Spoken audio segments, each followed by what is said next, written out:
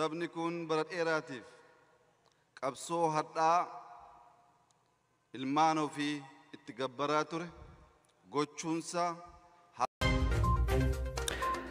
jalqaba irratti oduu biyya keessa ilaalchonni geengoo siyaasaa keessatti akka geejjiba fuula gartokkee abbummaatti kaayyoo fi mul'ata waaltawaa qabaachuu dhabuurraa kan ka'e qabatamatti qabsoo waggoota 50 dabran Oromoon itti of ijaaree faana walabummaa sabaa isaa mirkaneessuu keessa har'a ba'ee sadarkaa siyaasaa faana addunyaa jaarraa 21ffaa mana tokko keessatti garummaa yaadaa dhiphisuun bu'aa uummatummaa fi mirgoota aadaa waliin jireenya uummatootaa mirkaneessuu fi toora sirrii qabaachuu keessatti ceetee jirtutti yaadni moofaan aadaa siyaasaa fedhii diinagdee saayinsii fi teekinooloojii addunyaa wajjin ce'uu keessa ganda warra abaluu paartii obbo abaluutti sabqeentummaa siyaasaa gabayaa imala addunyaa keessatti nama sirraa bituu hin qabneen akka dhamaatuu fi dhugaa hundee lafarraa haaltu irratti umrii kee qisaasuuf ofii keetii fi si diinoomsee biyya lafaatiifis sitti kofalchiisuurraa kan hafe bu'aa oomisha tokkos waan hin qabneef investoroonni daldala siyaasaa geengoo garee faallaa gabayaa dhaloota qaroomee keessatti bu'aa fi oomisha dhabdanii dhamatan geengoo siyaasaa keessaa baatanii ilaalcha ijaarsa waalummaa biyya guddina misoomaaf diinagdee addunyaatiin dorgomtu keessatti qooda akka fudhatan jechuun rogeeyyiin Oromoo hedduun dhaamaniiru. Qalbii uummata injifannoo argatee tikfatee hunda wajjin wal ta'ee mari'ateetiin argateet dantaa barbaadutti hoogganuu fi dhibee ta'uu caala dhibaayyuu jireenya keessanitti hin ta'ina shoora sooshaal miidiyaa yaada mo'ataa ijaarsa biyyaa fi qorannoo qo'annoo galma egeree Afrikaa fi addunyaatti gama hundaan tokkummaa Oromummaa keenyaa fi Itoophiyaa Oromoon geejjibee dimokiraasii namoomaa fi walqixxummaa sirna ammayyaawaa boca sirna qarooma gadaa keenya keessatti siidaa kabaja sabaa dhaabe dhaloota dabarsuu irratti akka deebi'anis waamichi taasifame. Hoggansa har'aa faana dhaabbachuun dirqama seenaa akka ta'ee fi walakkaa gabrummaa waggaa 150 keessaa ba'ee Oromoon rakkoo keessoo keenya bilchina obbolummaa galma kaayyoo fedhii Oromoof Oromiyaa Itoophiyaa gaanfa Afrikaaf seenaa hojjette keessatti akka ijaaramuu qabus hayyoonni dhaamuu maddeen dubbatanii jiru. Kanaan wal qabsiisee namoonni faallaa ijaarsa biyya deemanii fi akkasumas dhaloota dogoggorsiisan gabayaan daldala isaanii fi investoroonni isaanii namarraa bitan waan dhabee fi fedhii uummata keenyaa kan hin calaqqisiifne waan ta'eef fedhiin uummata keenyaa tarkaanfii addunyaa globalization faana ta'uu hubatamuu qaba. Hoggansa jijjiiramaa faana dhaabbachuun dirqama dhaloota egeree akka ta'es dhaamamee jira.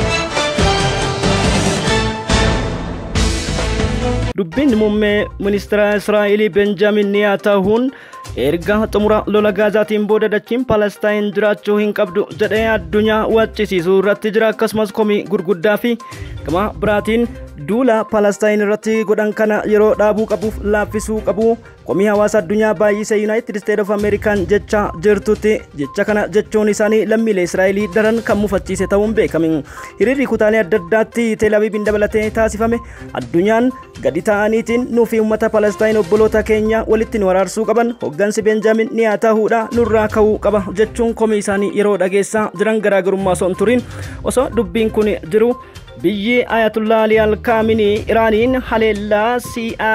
dhaabbata kola basaasaa guddaa waajjira saabaa gidduu galeessaa misaayiliin barbadeessuun Pentaagoniin dubbiin tun dhugaamoo dhugaa miti amanuudhaaf kan rakkisu ta'e miidiyaan Hindustan Times fi akkasumas The Guardian, New York Times, Al Jazeera, Al Arabiyaan taas miidiyaa fuuyihoon gabaasanii jiran.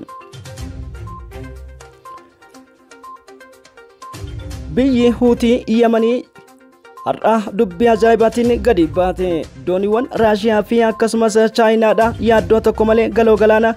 Endabii fi galoo galaana diimaa rakka barbaadanitti warraaqanii daldala isaanii kamuu gaggeeffachuu akka danda'amee fi yoo danda'ame humni tikaa Huutii Yemaniidha tika addaa kan godhuuf ta'uudhaa fi pirezidaanti Raashiyaa Vladimir Putin fi GDP kan Chaayinaatiif kabaja addaa kan qaban ta'uu mirkaneessuu isaanii maddeen Al Jazeera gabaasanii jiran. Kun ammoo United States of Americaadhaa fi dubbii yaaddoo jalqabaa ta'e akkasumas oduun amma baatee akka himtutti Paakistaanii fi Iraaniin dubbii isaanii deebii walii deebisuudhaan haleellaa torbee fi kaleessaa walirraa dhaabuudhaaf nuti obboloota jechuu isaanii hedduu na gammachiise jechuun pirezidaantiin chaayinaa karaa ministeera dantaa alaatiin ibsuu isaatii fi diinota isaaniitiif karra saaquu akka hin qabnee fi chaayinaan daranuu paakistaanii fi iraanii biyya obboloota walitti siqsuudhaaf ni hojjetti jechuudhaan karra nageenyaa daran akka cimsatan dhaamuu maddeen gabaasan.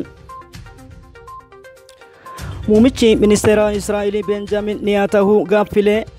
Dattootaa fi akkasumas ammoo miseensota kaabinee irraa dhiyaateef kaleessa galgala Iraaniin Teel Aviivitti kan argamu dhaabbata kola basaasaa misaa'iliidhaan barbadeessite kallattiidhaan maaliif Iraaniidhaan haleeluu dadhabne kan jedhu dubbiin iccitiin takka harkaa baatee miidiyaalee qoraasuu irratti argamti. Isinis maali jennaani Iraanii itti lolaa turre Israa'el kallattiidhaan haleelaa turte akka isheen nikleerii hin hidhannee fi gochaa turte jechuun yoo dubbatan iccitiin kun harkaan ba'uudha. Iraan ammoo guutumaan guututti Israa'eliin naa qophaa'i jechuudha rasa keekkachiisuudha. Press TV Al Jazeera We Understand Times gabaaseen jira gama booda irratti balballoomii qabna. Gaazexaan Raashiyaa Izveeshiyaa kan jedhamu wajjin haasaa kan taasisan Muhammad Al-Buhaayitiin akka jedhanitti Ameerikaa fi shariikonni Israa'el ammoo dooniiwwan galoo galaanaa yoomiyyuu eeyyama kan hin qaban ta'uun jechuudhaan irra doonii 8ffaa Ameerikaa ibiddeeroo irraa belbelaa'u toora miidiyaalee addunyaa irratti ajanda ta'eeti jira. Gama biraatiin ammoo lolli kaaba Gaazaatiif kan nusitti ta'e dhibbantaa 57 loltoonni Israa'el guututti keessa ba'uu isaaniitii fi ammas kaaba Gaazaa deebi'eetiin dhibbantaa olaanaadhaan Hamaas to'achuu isaa miidiyaan Al-Arabiyaa gabaaseeti jira. Hawaasni Israa'el yeroo ammaan kanatti uummata Gaazaatiin walitti araaramuu qabna kan jedhu yoo ta'u Hamaas ammoo lammiileen 800 ol rakkoo Benjamin Netanyahuu fi bulchiinsi isaa uumeen beelaaf saaxilame addunyaan birmachuu fi qabdi. Kun ammoo yoo diqqaate beela yookiin saankishinii nyaata akkasumas dhugaatii fi dawaalee adda addaatiin tajaajila namoomaa kan addunyaan deeggartu hunda guruu isaatiin injifannoo hin fidu addunyaan kana quba qabaachuu qabdi jechuun tola teelegiraamii isaatti maxxansuu maddeen gabaasanii jiran. Lolli gama biraatiin taasifamu imalli Israa'elii Gaazaan booda gara Libaanos kan jedhuu fi Libaanos ammoo qophooftee kan eegaa jirtu yoo ta'u har'a haleellaa gurguddaa Hamaas kutaa Al-Jabaliyaatii fi akkasumas kan nusitti taasisen loltoonni Israa'el hedduun harca'uu isaanii maddeen yoo gabaasan dhaabbanni mootummoota gamtoomanii dubbii maxxansaa Hamaas kan fuula telegiraamii isaa irratti maxxanse kanaaf addunyaan yaaddoo guddaa kan ta'e yoo ta'u United States of Americaaf yeroo dhumaatiif waamicha dhiyeessuu maddeen gabaasan. Pirezidaantiin Kooriyaa Kim Jong-un Hamaas cinaa dhaabbachuu fi uummata Palestaayinii gargaaruudhaaf qophiidha jechuun gargaarsa dabalataa boru mana marii Kooriyaa irratti mirkaneessuu akka jiruu fi uummata rakkataa addunyaa kana bira dhaabbachuun hawaasa addunyaatiif barbaachisaadha. Carraa tahanii biyya tahanii dhalatan waan ta'eef uummanni addunyaa guutuun Palestaayin cinaa dhaabbachuu akka qabuu fi nagaa Israa'elii fi Hamaasii gidduutti hojjechuu akka qabu yoo himan gochi Israa'eliin ammoo Gaazaa irratti raawwatte seenaa keessatti kan nama yaachisuu fi galmee seenarraa kan haqamne jechuun otoo hin qeeqin akka hin dabarre maddeen gabaasan. Oduuwwan keenya har'aaf qindeeffannee kana fakkaataa qophii malaa marii kutaa tokkoffaa kan jalqaba Palestaayin eenyu dhugaan lafarra jirtu maal fakkaata dhugaan ishee ammoo hawaasni addunyaa kamitti ilaalaa jira kan jedhuu fi baha gidduu galeessatti maaltu deemaa jira kan jedhu akka daawwattan isin affeereetti jira. Akkasumas rabbiin nagayaa buusuu addunyaa irratti nagayaa hawwinaa nageenyi waa hunda caalaa dursaadha jechuu barbaanna. Horaa bulaa deebana.